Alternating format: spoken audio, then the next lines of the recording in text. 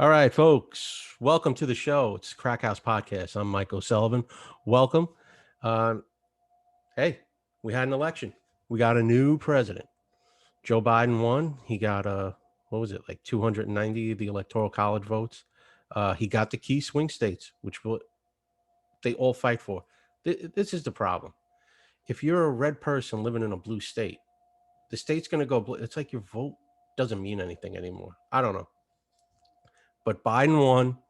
Um, it's a new day. You know, it it gets to the point like, is your life really going to change the next 4 years? Did your life change the last 4 years? Did your life change 8 years prior to that?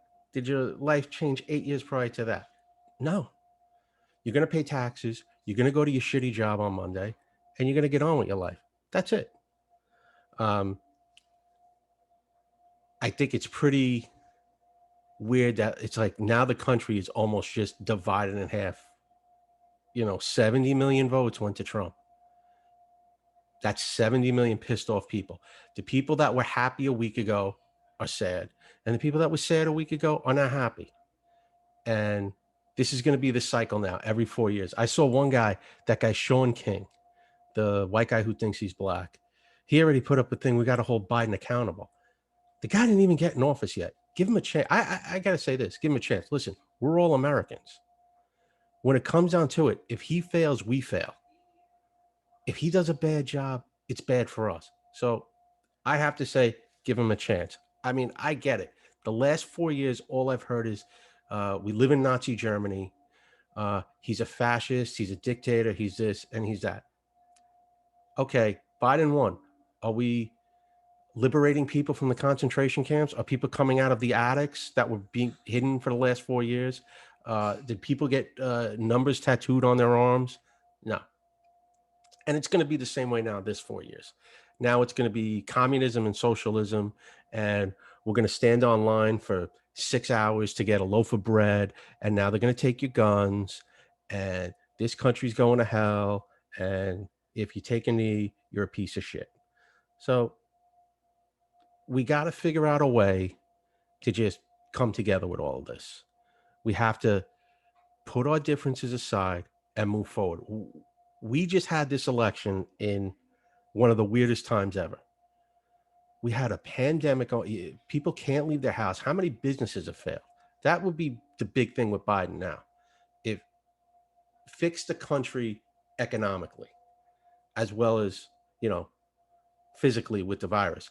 But he's got to go after the economic side of this. He's got to bring businesses back because how many places have just been boarded up for sale, for rent? I mean, hopefully he can do a good job. On the Trump side, listen, if you think he's going to take any of this lying down, obviously you have not been paying attention for the last 4 years. He was talking about voter fraud and lawsuits and this and that. Remember, he stacked the Supreme Court. So if he can find one little inkling of fraud or corruption, we might have a problem and this might not go as smoothly as people think it is. I mean,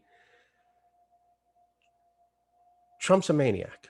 We know this. He is a nut. He has no filter. He says whatever he wants. I think it's going to be real crazy the next few weeks just with him, whatever he's going to say when he finally comes out of his shell there. That I mean, he's still probably soaking this all in that he actually lost. I think a lot of people thought he was going to get reelected. There was a lot of people on both sides of the aisle that really thought he was going to get reelected, but obviously that didn't happen. Um, I think it's going to be I think it's going to be funny when they do the transition at the end. Like, what's he going to do? Because I heard that there's usually little things like they'll, like the Clintons took all the silverware when Bush came in. They took the silverware and they took all the W's off the computers. Trump, he seems like the type of guy that would drop an upper decker in the Lincoln bathroom, which would be pretty funny. I'd like to see that. Um, I could see him getting on Air Force One and just giving, a couple of these on the way out. I think that would be pretty funny. Taking a mask and just throwing it like, go fuck yourselves. Um, I was also thinking too, you know who's got to be probably really pissed about Hillary Clinton. She's got to be sitting at home going, how the fuck did this old guy win? I had it in the bag and I blew it. She's got, I mean, it's got to be really burning her up. But she lives off the blood of children. She'll be fine. Um, Enough with the election. Let's just get on with all that. There was also a couple of other things going on, though. A bunch of states. New Jersey is now New York's cool cousin. They legalized weed, which good for them. Now there's a reason to go to New Jersey. Um, I think New York is definitely going to be next, just for the simple fact of we're broke. We don't have a pot to piss in New York right now.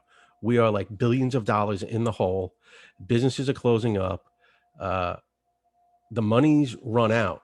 I know from people I've talked to, De Blasio went to Cuomo for money. He told him no, and now we're probably going to have to wait it out till Biden gets in and get some type of bailout for the city. But Jersey legalized weed. I think it's a good idea. It's become so decriminalized now. Why even bother? A few other states legalized it as well. Oregon decided to really step it up a notch, and they now decriminalized basically like all misdemeanor possession of all drugs, cocaine, heroin, ecstasy. Ooh, excuse me. Anything. If you just have a little bit on you, you got a little, half ounce of the devil's dandruff on you. Have a good day. Um, I think it's a good idea in one sense to not lock these people up and maybe help them get them some type of rehab or whatever. But here's the thing that people aren't looking at in the long run. In the big picture, here's what's going to happen.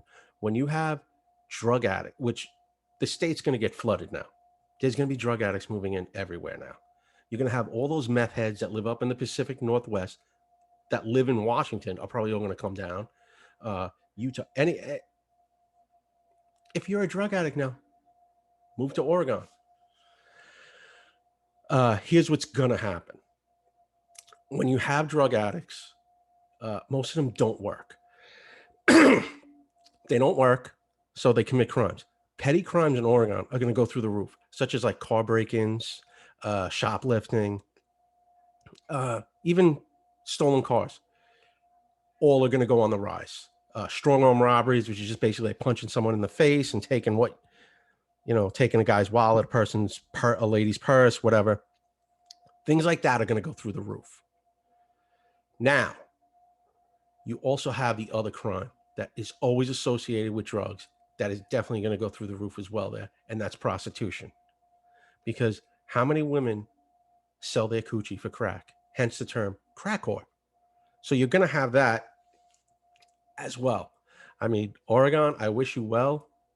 You're definitely going to see that arrests are going to go down there, but crime is probably basically going to go up. So good luck in Oregon. And I'll probably be taking a ride to Jersey soon. Anyway, de Blasio came out of his shell today. He was wandering the streets, and some guy just grabbed him on a video and just screamed at him for like 2 minutes. He called him a fucking piece of shit, a fucking rat, how he fucking ruined the city. And de Blasio doesn't pay any attention to him. He just keeps walking. And it's a pretty funny video if you can find it online. But excuse me.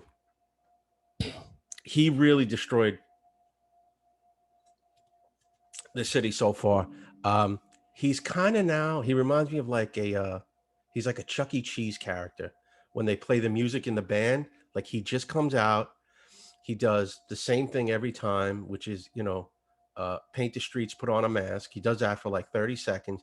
Then he goes inside and comes out like 3 hours later, does the same thing. I don't know what he's going to do. It's funny to watch like Cuomo just shit on him constantly. It is like de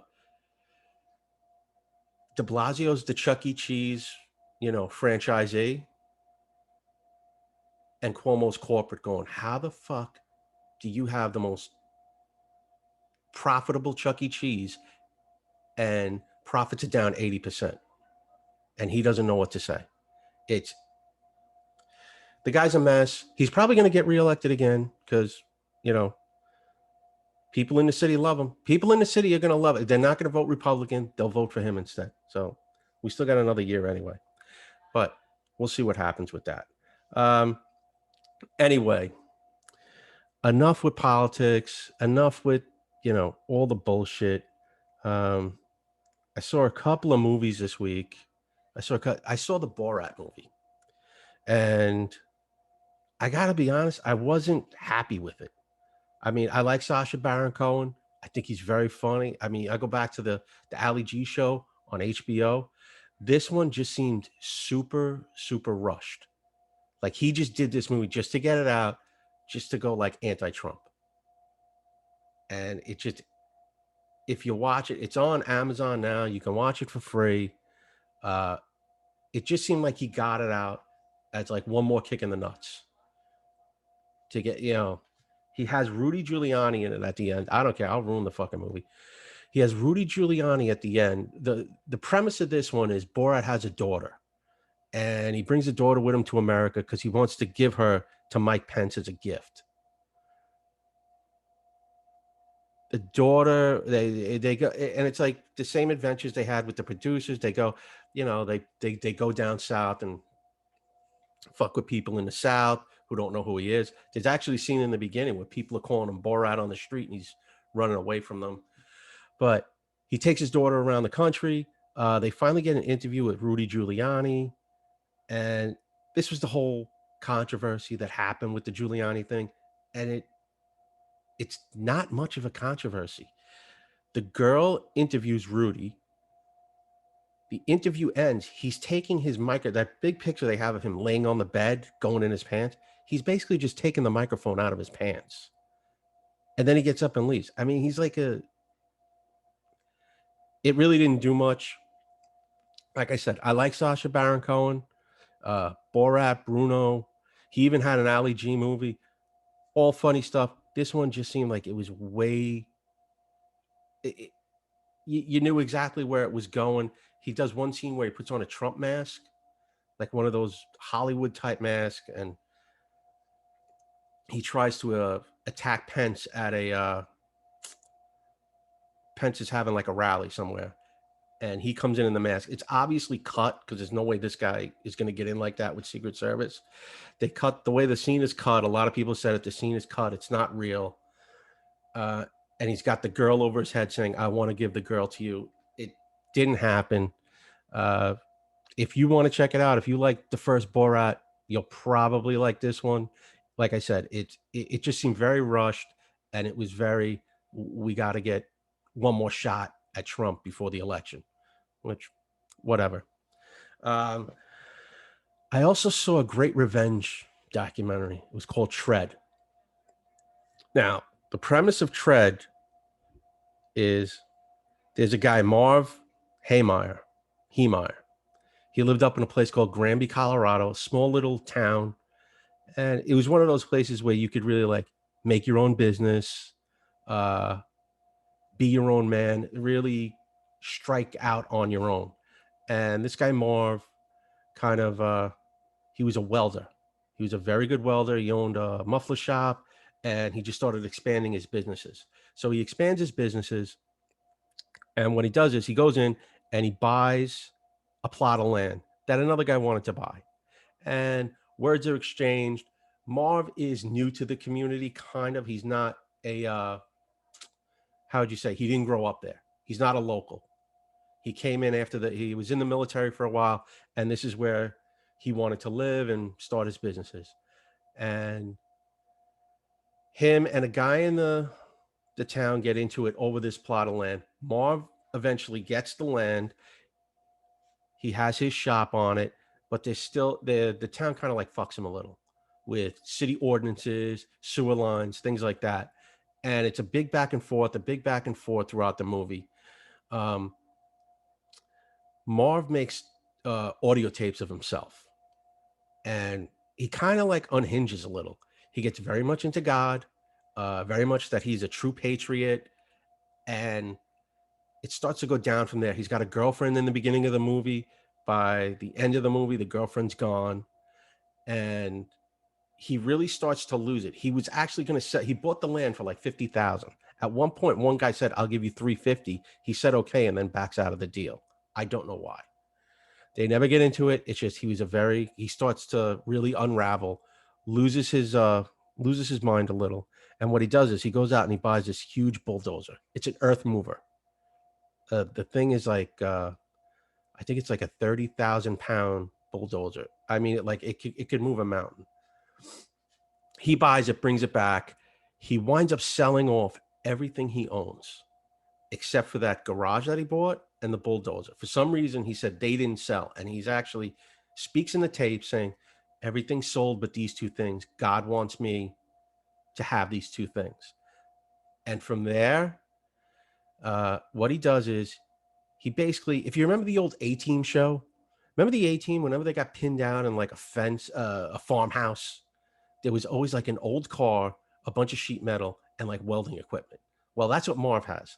And what he does is he turns this bulldozer into like an impenetrable tank. He does all this stuff to it. He covers it up where it's basically bulletproof, where you can't shoot into him. He buys this like American sniper long rifle thing that he puts in there with a couple other weapons. He puts cameras all around. So he's driving basically with the cameras. And what he does is he takes his revenge out on the town.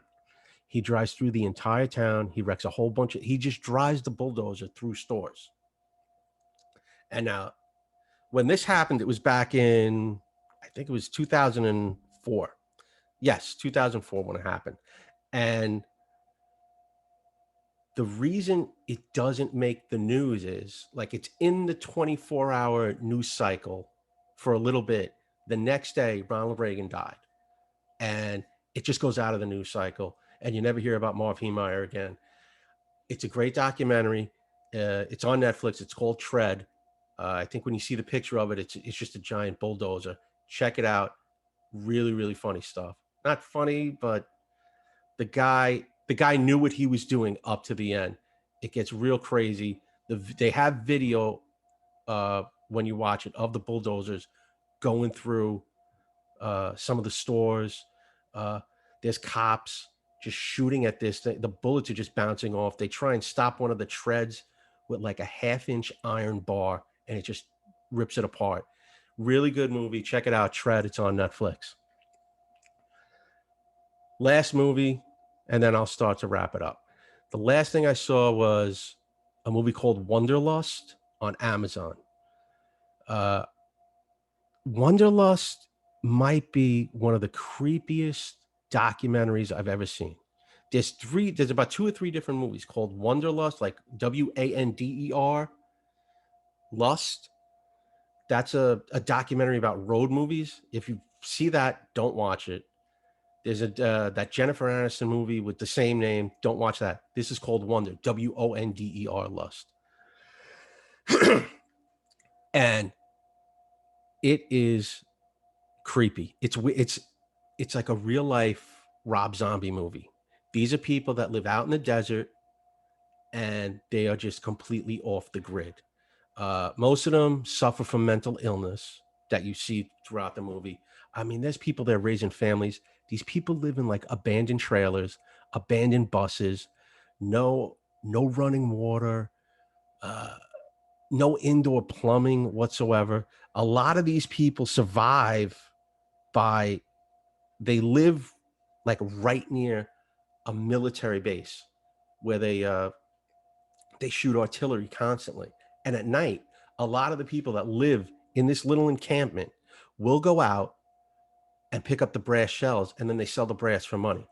Everyone there is when you watch a documentary, everyone they've interviewed, everyone there is just, they're drunk pretty much most of the day. Most of the people there are just drinking they're all drinking natty lights. Ugh. They're drinking like natty lights all day. They all hate the government. They've all been screwed over somehow in life. One guy gives an interview how he killed a guy at 6 years old. He killed a guy that was beating his mother up. He went in, got the guy's gun, and killed him. Uh, there's people there with families. There's one guy there that gets married. He has like 4 kids. He's got a fifth on the way. They're living, like I said, it's like abandoned buses and trailers is what these people live in, and it's really crazy. Um, I don't know what else to say about it. It's just, I mean, when people talk about like living off the grid, I assume like, yeah, you get a log cabin in the woods, or you know, you're on your own little beach somewhere away from everything. I mean, it really, it looks like a post-apocalyptic movie. What these people live in, it is sick. Um, like I said, most of them, they're all crazy. Oh, the one lady there just keeps saying how I'm on this, and this, and I don't take it anymore because they're not going to control me. So it's called Wonderlust. If you want to see how the other half lives, and I mean, woo, check it out. Um, that's about going to wrap it up for the show. I want to thank everyone for watching. Listen, support my friends, support me. Remember, I can paint on Instagram. Uh, time on the job on Instagram. Uh, Greenwood Lake, the Greenwood Lake area. Check out Joe up at the Irish Whisper. If you live on Long Island, you got any power washing issues, check out Bobby and the boys over at Pequot Power Washing. SOF Bad Monkey, Paulie and the boys. That's a great podcast, Vets for Vets. Check it out. Um, as always, you can find me Instagram, the Crack House Podcast, Twitter, Crack House Pod, at Crack House Pod. And if you want to drop me a line, my Gmail, crackhousepodcast at gmail.com. This is going up on YouTube. You can also go on my YouTube page, the Crack House Podcast.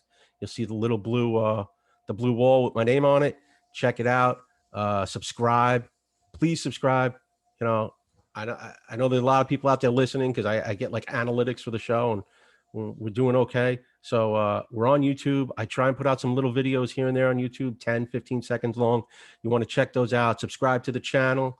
And with that, I will say goodbye and be well. Bye.